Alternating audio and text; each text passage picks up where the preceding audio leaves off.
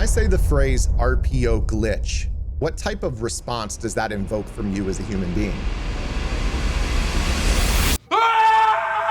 Well, in today's video, we're going to be talking about the most recent title update that EA put out and whether or not it did a good enough job of fixing the RPO alert glance, aka the RPO glitch that has been running rampant in Madden since launch. Let's go ahead and get into it.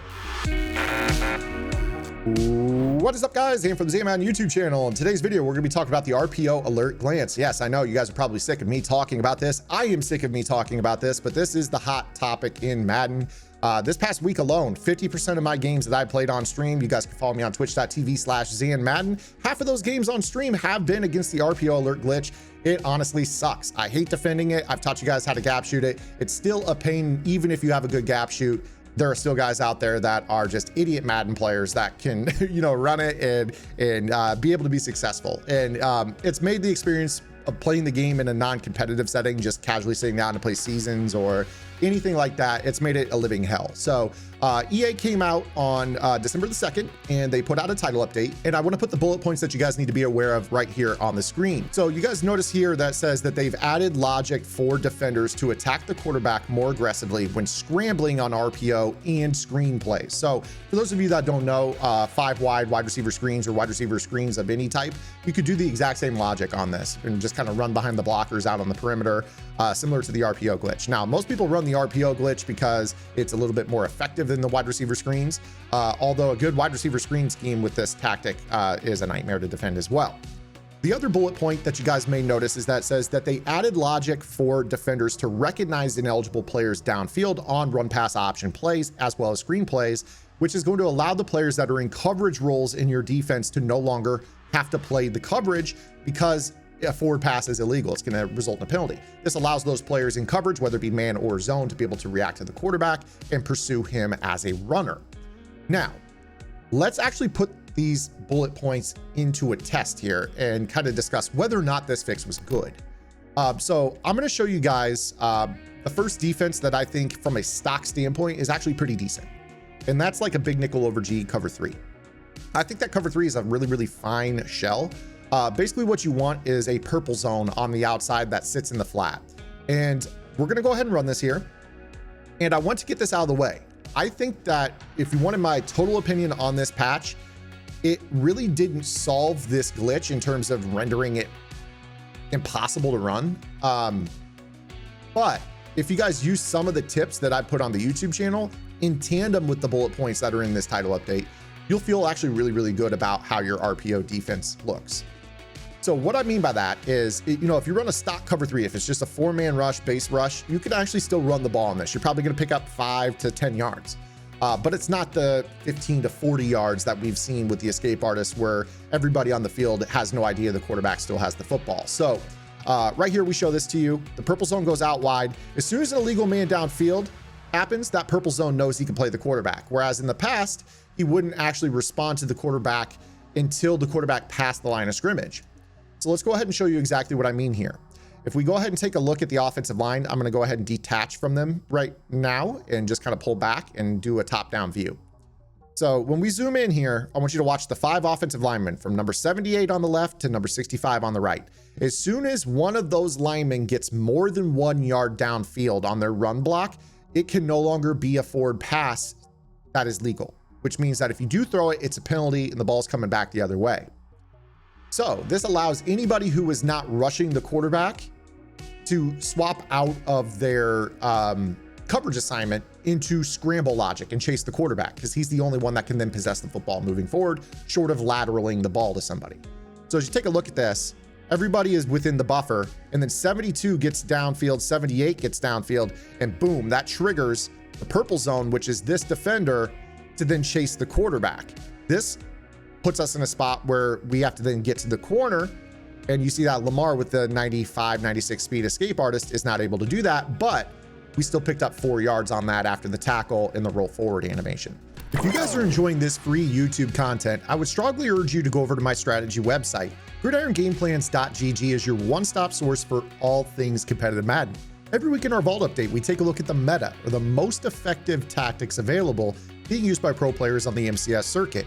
breaking down not only how and why the pros do what they do, but most importantly, how you can counter those metas when you face them in online gameplay. On top of that, your subscription also includes any and every offensive and defensive game plan released on the website while your subscription is active, and access to our Discord server, where every single Wednesday, we have a live lab session covering the week's vault content and any questions you guys have about Madden. So make sure you guys head over to gridirongameplans.gg. $9.95 per month unlocks the entire website. So again, let me go ahead and run this for you again. We're going to show you how go ahead and scramble. And you see right here, you can still kind of scramble to the inside of some of these. And that right there was a good play, but it was still 4 to 5 yards, right? So again, as we kind of run this, you can kind of see how this works. You can actually still use your run blockers, but the outside third on that play was able to respond to us and stop us in a similar spot. So you're getting players rallying to the football. Now, at face value, is that a good fix? It's still almost a guaranteed 5 yards, even if you're really bad at running the ball. So it's going to be pretty tough to stop. But again, if you use any of the gap shoots that I've shown you here on this YouTube channel within the last couple weeks, you will have the ability to chase the quarterback and make a play on him while the other teammates on your team are rallying and flowing to the quarterback as well. This is going to make it so that gap shoot plus your teammates almost renders it impossible for them to pick up positive yardage. So unfortunately, I've only got 2 hands for 2 controllers. I can't gap shoot and scramble at the same time. You kind of just have to take my word for it. This patch, in tandem with a good gap shoot defense, renders this offensive strategy really incapable of being run consistently. You basically would have to mix it in. And, you know, honestly, once you see wing slot weak, you're in a gap shoot defense no matter what. You're going to let somebody beat you passing, but you're not going to let them run this glitch on you. So also keep in mind that from a competitive perspective, this is still banned even after the patch from MCS. So if you guys are competitive players, this is not something you guys deal with anyways. But for those of us that don't just play MCS, you know, we like to stream on Twitch, twitch.tv/ZanMadden, Monday through Friday in the afternoons. You know, we've been playing 50% of our head-to-head games online in seasons against this strategy, against players that can't throw. And they've been still running for, you know, 100 to 200 yards a game, even if you're good at defending this. And I fashioned myself to actually have some of the better gap shoots against this in the community, but they're inconsistent, right? You can still shoot them, but, you know, guys do get away from time to time because there are different little tricks about this RPO that make it better, make the quarterback more responsive. But now that's not going to matter. So again, I now want to kind of show you that if I just choose random defense throughout the game, this patch didn't do anything. It really didn't. So I chose a defense that took me a few minutes to find, just a cover 3 out of over G. It looked pretty good, puts a couple guys on the ball. But if I just choose random defense as a whole, like if I go back to formation, just choose random play, you're going to find that this patch did not do anything, like literally did not do anything. I mean, you see right there, that's 5 yards, right? And, you know, you're still going to be able to run away from a lot of these guys. It doesn't matter here. Here, for example, you got nothing on the outside. Look at that. I mean, I'm gone, right? That was a man coverage play.